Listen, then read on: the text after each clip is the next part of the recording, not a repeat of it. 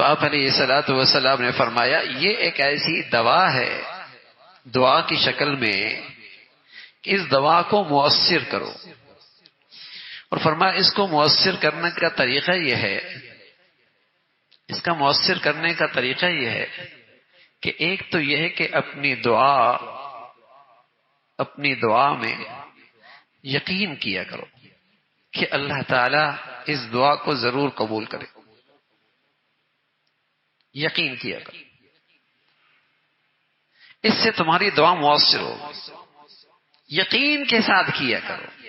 اور فرمایا الحاء فی الدعاء، دعا میں اصرار کیا کرو. دعا میں اللہ تعالی سے آسان لفظوں میں ضد کیا کرو. اللہ تجھ سے لے کے ہی رہنا ہے. چھوٹا بچہ ہوتا ہے نا، جب وہ اپنی ماں سے چمڑ جاتا ہے تو اس کی ماں کی چھاتی میں دودھ اتر آتا ہے. ماں کی چھاتی میں دودھ اترتا ہے اور اس کو اپنی ماں کے بارے میں اتنا یقین ہوتا ہے کہ اس کو اگر چانٹا گلی میں لگے تو اس کی زبان سے آواز کیا آتی ہے؟ اماں.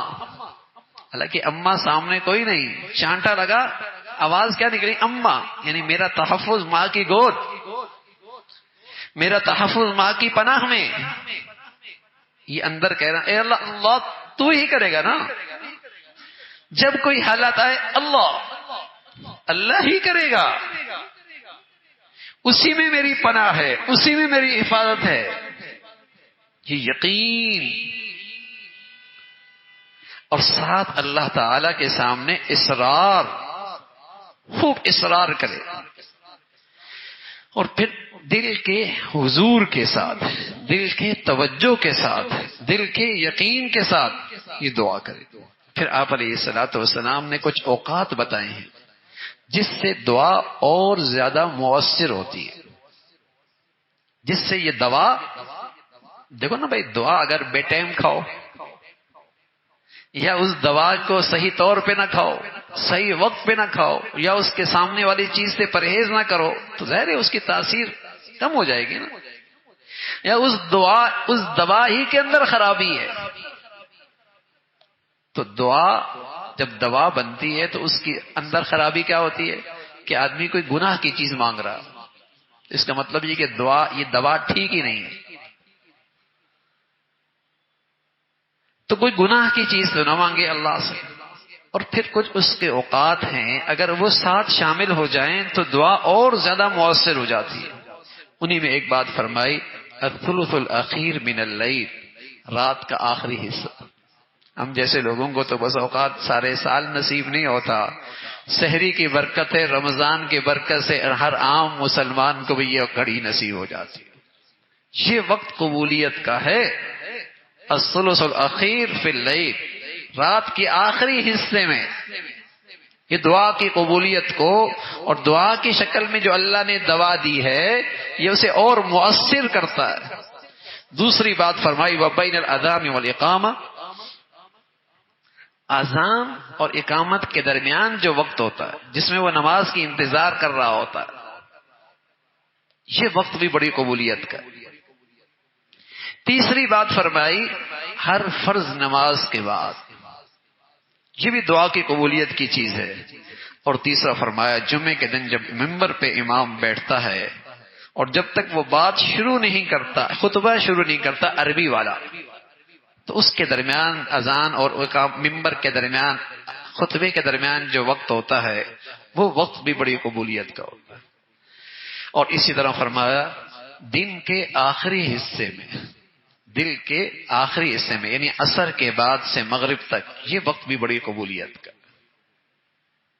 اور ساتھ ساتھ اس دعا میں خشوع بڑھ جائے اور اللہ کے سامنے انکساری بڑھ جائے، تضرع بڑھ جائے، دل روئے یا آنکھیں روئیں، رکت بھی موجود ہو، قبلہ روح ہو، ہاتھ اللہ کی طرف اٹھائے جائیں.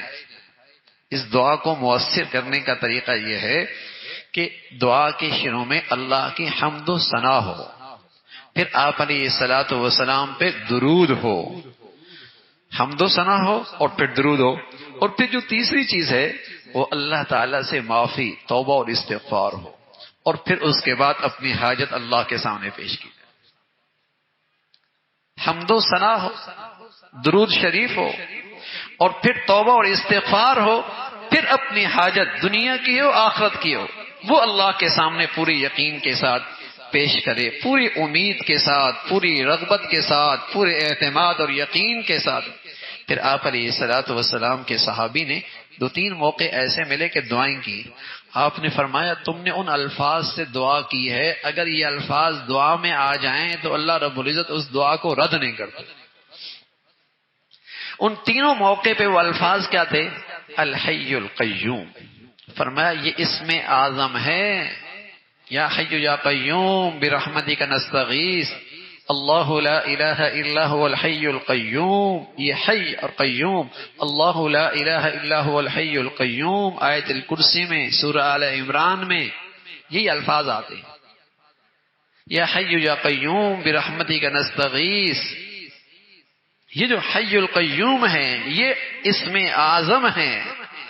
اللہ کیوں پکارنا ان الفاظ کے ساتھ، دعا کی شکل میں جو اللہ نے دوا دی ہے، اس سے دعا اور طاقتور ہو جاتی ہے، قبولیت کے اور قریب ہو جاتی ہے۔